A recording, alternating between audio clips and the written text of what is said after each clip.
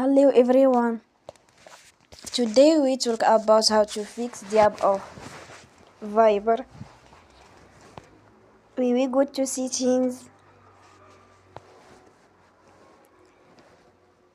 Then we click on apps.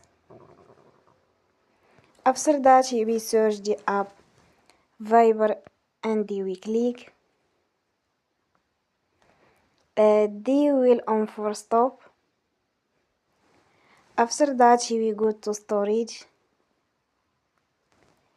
Then we click on clear cache.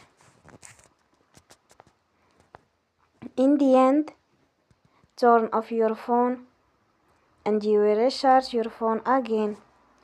Don't forget to support us by like and subscribe. See you next time and thank you for watching.